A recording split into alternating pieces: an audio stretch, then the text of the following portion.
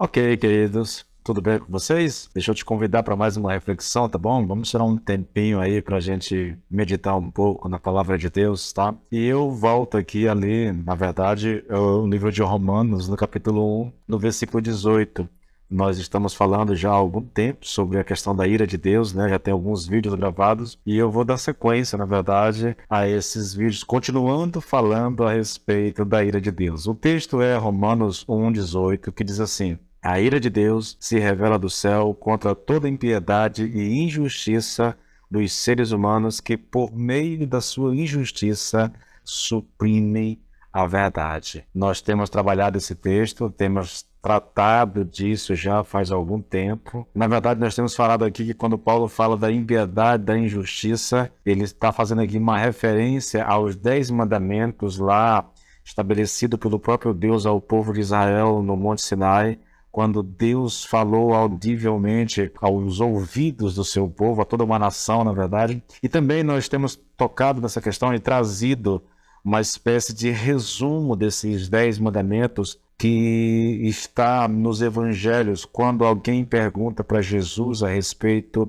de qual é o maior mandamento das Escrituras, né? Ele diz, olha, o maior mandamento é amarás ao Senhor teu Deus de todo o teu coração, de toda a tua alma e de todo o teu entendimento e com todas as tuas forças. Este é o primeiro mandamento. Veja, foi perguntado sobre isso para ele, Senhor, qual é o maior mandamento? Ele respondeu, só que ele não ficou só nisso, ele já emendou direto disso. E o segundo, semelhante a este, tão importante quanto, né, é amarás ao teu próximo como a ti mesmo. Nós temos tratado disso, querido. Já falamos aqui a respeito da impiedade, da injustiça, do que significa isso. E no último vídeo que eu gravei, nos últimos 2 vídeos, eu fiz uma pergunta. No último vídeo, na verdade, eu fiz uma pergunta, né? Você percebe que Paulo fala primeiro da impiedade e depois ele fala da injustiça. E aí eu perguntei, né? Por que será que foi tão importante para Paulo pôr a questão da piedade em primeiro lugar e depois a justiça, né? Ou, usando exatamente aquilo que Paulo disse, né? Por que ele cita impiedade primeiro e depois a injustiça? Essa é uma pergunta bem interessante, porque nada nas Escrituras Sagradas é por acaso, nada está ali de maneira aleatória, entendeu? Principalmente nos escritos de Paulo, tá, queridos? Era um homem muito meticuloso, muito meticuloso mesmo. Então, as palavras estão ali, cada uma na ordem certa, no seu lugar. Aí a pergunta que a gente faz é, por que será então que Paulo colocou impiedade antes da injustiça? É porque a real essência do pecado é a impiedade. Por isso que Paulo cita primeiro a impiedade e depois ele cita a injustiça. Eu dei também aqui uma definição que é bom a gente relembrar, tá? Eu disse que impiedade, queridos, significa recusa de qualquer tipo ou forma, não importa qual, a viver inteira e unicamente para a glória de Deus e para o louvor do seu nome. Quando uma pessoa se recusa a viver para a glória de Deus, para o louvor do nome do Senhor, ele está vivendo em impiedade. Lembra de qual é o mandamento mais importante?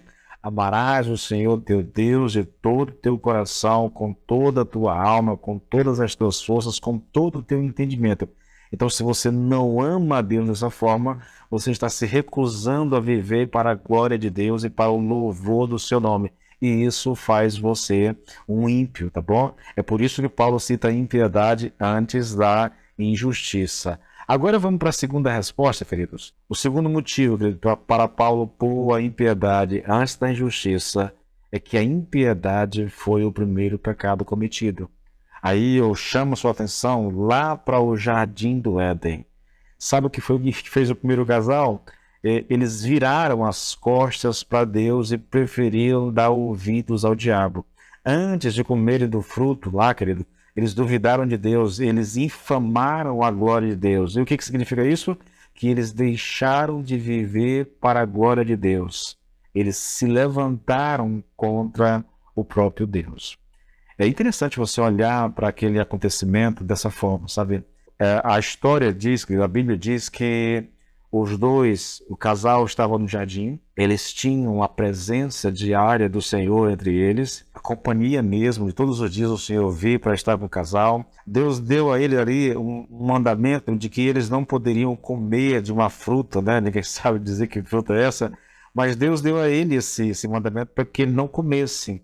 E quando o homem e a mulher resolvem comer do fruto proibido, eles estão virando as costas para Deus. Isso é impiedade.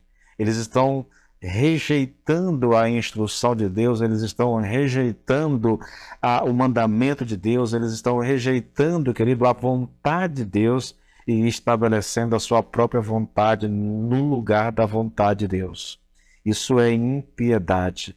É viver para si mesmo, é viver como se Deus não existisse, ou, como eu já disse numa ministração anterior, mesmo já que você não pode ignorar que Deus existe, você simplesmente vive uma vida indiferente, sabe? Você age como se ele não existisse. Você sabe que existe, mas você passa a ignorá-lo, na verdade. Queridos, esse é um dos pecados mais horríveis que o ser humano pode cometer. É achar que ele pode viver sem Deus. Isso é curioso, sabia? Isso está, eu diria que está na natureza humana. Embora eu tenha defendido, eu sempre defendo a ideia de que Deus criou o homem de tal forma, querido, que existe um vazio no coração do homem que só Deus pode preencher. Nada nesse mundo, nenhuma coisa, nenhuma pessoa, nenhuma realização pode preencher esse vazio na alma do ser humano, a não ser Deus. É por isso que as pessoas que não conhecem a Deus, elas são dadas a tantas coisas, sabe? Eu não quero generalizar demais, mas eu ouso dizer, querido, que quando nós não temos Deus habitando nosso coração, preenchendo o vazio da nossa alma, nós vamos tentar preencher isso aí com alguma outra coisa. As pessoas vão para o sexo, as pessoas vão para a bebida, as pessoas vão para as aventuras, adrenalina, sabe? Essa coisa toda que ela faz para se sentir viva, ela faz para se sentir realizada. Quando nós temos Cristo habitando o nosso coração, nós não precisamos disso. Aqui uma coisa que eu quero compartilhar contigo, sabe? É muito interessante quando a gente cultiva uma vida de oração e de leitura bíblica a sós com o Senhor. E eu faço isso praticamente todos os dias. Eu tiro um tempo na minha manhã, às vezes à tarde, às vezes à noite também, para estar a sós com o Senhor.